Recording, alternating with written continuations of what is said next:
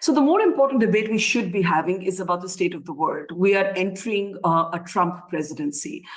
We have seen from Donald Trump already some very, very strong statements about tariffs. No amount of his personal rapport with Prime Minister Modi is going to take away from his acting against India if he feels the need to. In any case, there's a kind of volatility in the air because you have these sort of free-range actors like Elon Musk who are now actually commenting on geopolitics. What's going on? How concerned are you? You're in the United States of America. Are you able to make any sort of comfortable forecast that a lot of this is noise, it will settle down once the inauguration is over, or is the world entering an extended period of uncertainty? Well, I think almost surely the answer is the latter. It is a period of uncertainty, partly because nobody, maybe not even President-elect Trump, knows what's going on in his mind. For example, the issue of tariffs, his Treasury Secretary to-be has been talking about it being, more of a bargaining process, and that it'll settle down at something far less worrisome than what has been proposed across the board. There was some leaks that this would be very targeted only in certain industries and so on. And then President-elect Trump basically said, look, no, this is all fake news. There's been no change.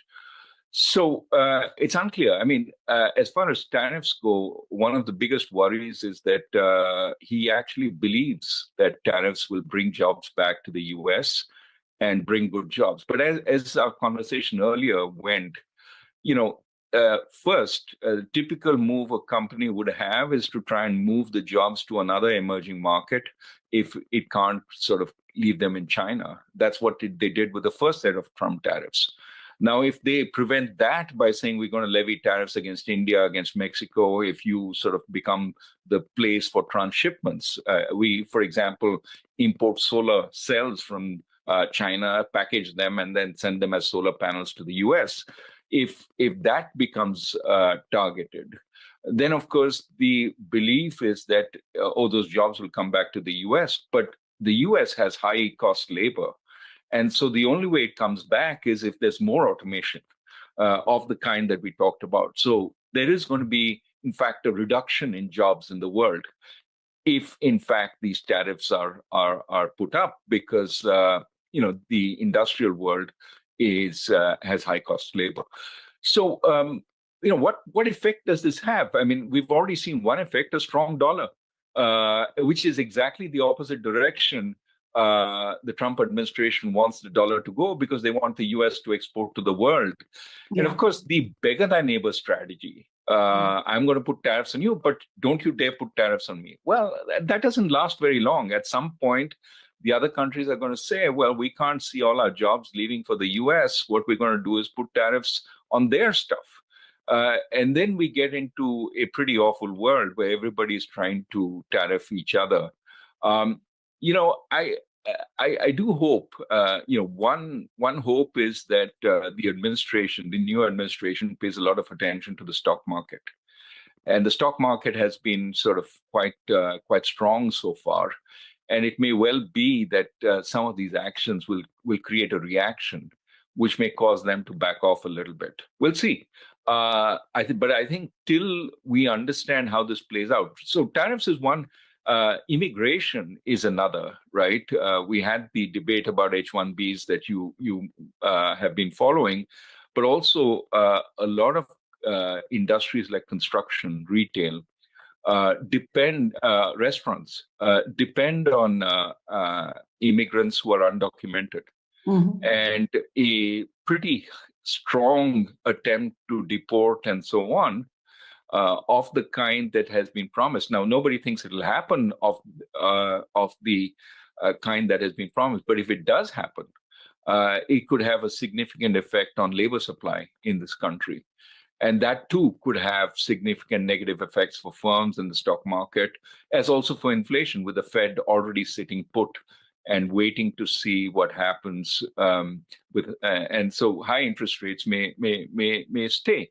So given all this, I don't think we can easily say this is not going to happen. That's what business people are saying in an attempt to justify where we are in terms of stock prices and all that. But I think nobody knows, and we really have to see how this plays out.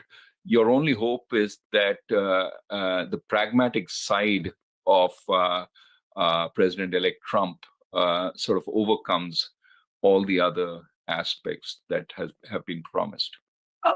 Could we talk about the H-1B visas for just a moment, a little further, to also explore a kind of racism that seems to have erupted from one section, at least, of the Trump base? And Donald Trump's base is divided on the issue of H-1B visas. We know that Indian technology companies take about 20% or took 20% of these visas in the last year. My question to you is, do you feel any change, or do you feel the sort of response that we saw to Sri Ramakrishna's appointment as the AI advisor to the White House that really opened the floodgates of this racism, at least on social media, that this is more rhetorical, it's more online than real? Do you feel any different? I mean, I know you're an Indian citizen or still an Indian passport holder, but do you feel any changes? Not in the workplace. I mean, I work at a university, and not in terms of opportunities, etc. from firms. Those are all fine. I think what you're seeing is a base. That is, where the at least some aspect of the latent racism in every country, it's not just the US, is coming to the fore and is being given more room. And I want to emphasize, this is in every country. There is a certain dialogue which brings out the worst aspects of us. It happens in India also when we talk about minorities. It happens in the US when we talk about races. And what you're seeing is that kind of free for all, untrammeled. The belief that the United States belongs to the whites, forget the fact that it was Native Americans who were here first. Somehow there's the sense that all the guys who came in the late 19th century, it's their country now, when in fact it's been a country of immigrants almost right through. And I think the sensible voices are basically saying we find the best wherever they are, and but you have to also be careful you don't add a kind of reverse racism to the dialogue. I mean, Vivek Ramaswamy talking about the culture of sort of the older the Americans who already not the new immigrants but the older immigrants. That's sort of fueling a fire which you don't really want to do. I think it's I think these cultural sort of battles where you say one culture is better than the other, best not the thing, because I don't think that's necessarily true, and it leads to a lot of stereotyping. So I think it's best to say every country benefits from getting the best talent it can, and every country should be trying to attract the best talent it can. We in India should be trying to attract some of the best people in the diaspora to help our scientific advances, our intellectual advances. But the America, I mean, to be supportive of what Elon Musk is saying. I mean, he says, I'm an H-1B guy. And I think that getting the best talent into the US is what it should be doing. I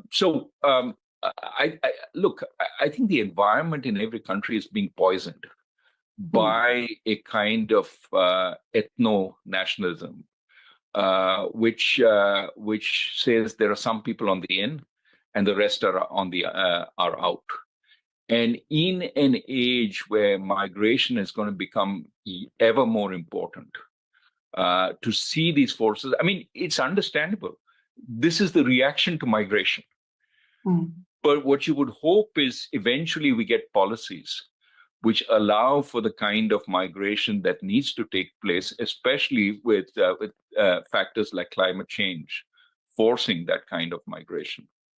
Yeah, I want to end also by talking about something we haven't spoken about: ethno-nationalism, nativism. Yes, but what about a kind of tech bro culture? And I don't use this phrase lightly. You have Elon Musk virtually spearheading a kind of geopolitical conversation every day on X.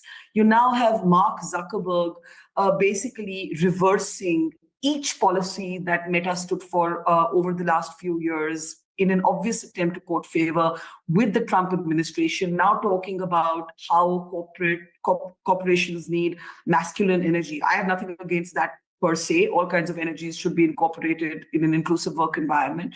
But there is this sense that big technology is, these big tech companies are laws unto themselves. They're virtually sort of the Republic of X, the Republic of Facebook, and so on.